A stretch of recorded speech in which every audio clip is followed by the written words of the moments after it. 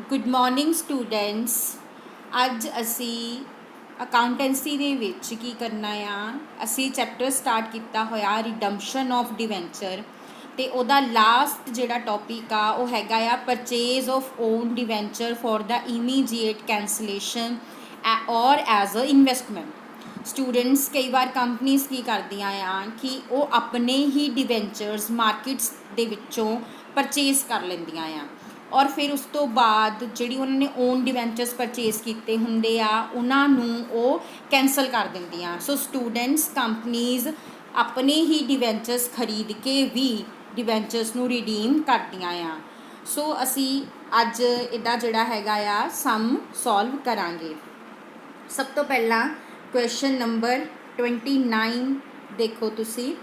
Purchase of own debenture on 31st March 2016, a company purchased for immediate cancellation 312% debenture of rupees 100 each at rupees 96, and interest is payable on 31st March and 30th September. Pass the necessary entries. ਹੁਣ ਅਸੀਂ question ਦੇਖੋ ਕਿੱਦਾਂ solve ਕਰਨਾ। ਸਭ ਤੋਂ ਪਹਿਲਾਂ ਜਦੋਂ company ਨੇ ਆਪਣੇ ਡਿਵੈਂਚਰਸ ਬਾਏ ਕਰਨੇ ਆ ਤਾਂ ਕੰਪਨੀ ਨੇ ਕੀ ਜਰਨਲ ਐਂਟਰੀ ਪਾਸ ਕਰਨੀ ਆ। ਕੰਪਨੀ ਨੇ ਐਂਟਰੀ ਪਾਸ ਕਰਨੀ ਆ own debenture account debit to bank account. ਹੁਣ ਕੰਪਨੀ ਨੇ ਇਸ ਕੁਐਸਚਨ ਦੇ ਵਿੱਚ 300 ਡਿਵੈਂਚਰਸ ਬਾਏ ਕੀਤੇ ਆ 96 ਰੁਪੀਜ਼ ਦੇ ਨਾਲ। ਸੋ 300 ਨੂੰ 96 ਦੇ ਨਾਲ ਮਲਟੀਪਲਾਈ ਕਰਕੇ ਤੁਸੀਂ ਦੇਖੋ 300 ਨੂੰ 96 ਨਾਲ ਮਲਟੀਪਲਾਈ ਕਰਕੇ 28,800 ਅਮਾਊਂਟ ਜਿਹੜਾ ਹੈਗਾ ਅਸੀਂ ਉਹ ਲਿਖਣਾ।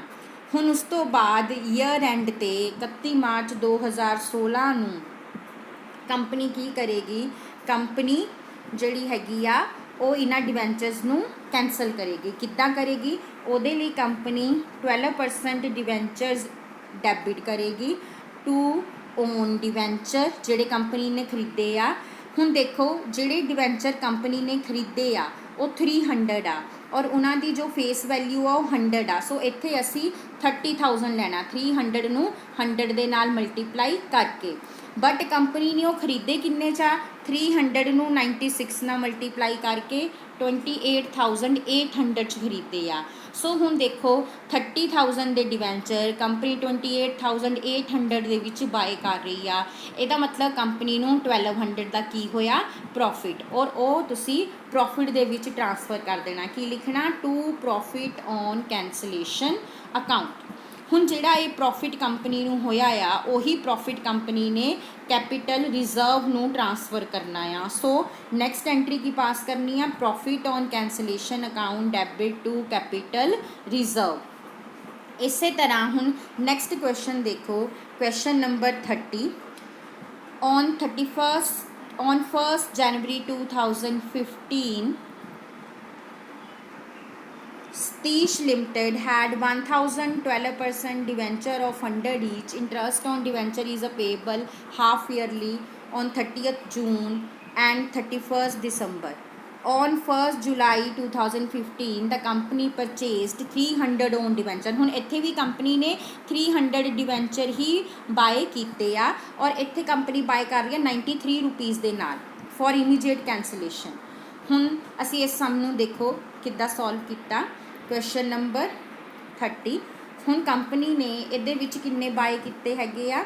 ਕੰਪਨੀ ਨੇ ਬਾਏ ਕੀਤੇ ਹੈਗੇ 300 ਡਿਵੈਂਚਰ 93 ਦੇ ਨਾਲ। ਸੋ 300 ਨੂੰ 93 ਨਾਲ ਮਲਟੀਪਲਾਈ ਕਰਾਂਗੇ, ਅਮਾਊਂਟ ਬਣ ਜਾਣਾ 27,900।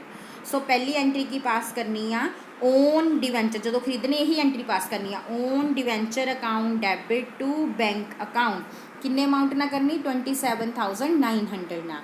ਉਸ ਤੋਂ ਬਾਅਦ ਫਿਰ ਜਦੋਂ ਈਅਰ ਐਂਡ ਆਉਣਾ ਆ ਤਾਂ ਅਸੀਂ ਉਹ ਡਿਵੈਂਚਰ ਕੈਂਸਲ ਕਰਨੇ ਆ। ਸੋ ਐਂਟਰੀ ਪਾਸ ਕੀਤੀ ਜਾਊਗੀ 12% debenture account debit to own debenture to profit on cancellation.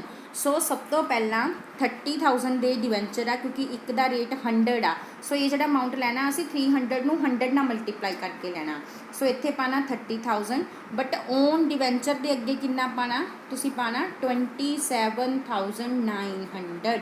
सो 30,000 ਦੇ ਡਿਵੈਂਚਰ ਕੰਪਨੀ ਨੇ 27,900 ਦੇ ਵਿੱਚ ਬਾਏ ਕਰ ਲਏ।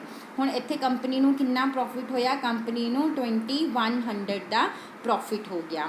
ਸੋ ਹੁਣ ਕੰਪਨੀ ਨੇ उस प्रॉफिट ਨੂੰ ट्रांसफ़र कर देना कैपिटल रिजर्व च। सो एंट्री की पास करनी profit on cancellation account debit to capital reserve.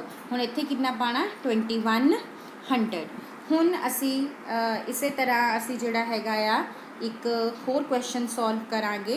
Question number 31 देखो on 1 October a company purchased its own 200 debenture as investment at 97। हुण कंपनी ने इत्थे एज अ इन्वेस्टमेंट डिवेंचर जिहड़े हैगे आ bye कीते आ।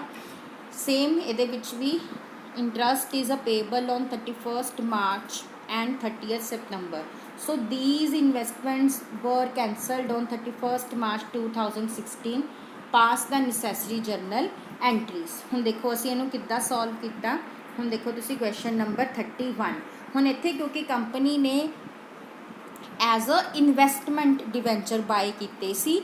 सो इत्थे जो डेबिट करना वो की डेबिट करना investment in own debenture account debit करना। की करना investment in own debenture account to bank. हुण ये किन्ने आ 200 आ उन्होंने 97 नाल मल्टीप्लाई कर लेना और ये तुहाडा जिहड़ा बन गया 19,400 बन गया। और उस तो बाद कंपनी ने इन्हां नूं की करना रिडीम करना उहदे लई debenture account debit to investment in own debenture to profit on redemption. हुण ये 20,000 दे डिवेंचर आ जो कि कंपनी 19,400 च खरीदे आ। सो कंपनी नूं 600 का इत्थे प्रॉफिट होया और कंपनी ने वो प्रॉफिट जिहड़ा ट्रांसफर कर देना कैपिटल रिजर्व नूं। So profit on redemption account debit to capital reserve 600 दे नाल इह पास करना। सो इस तरह नाल जिहड़ा हैगा आ आपां अगर कंपनी ओन डिवेंचर्स परचेज करती आ तो उहदियां इस तरह नाल आपां जर्नल एंट्रीज जिहड़ियां रिकॉर्ड करनियां आ। Thank you.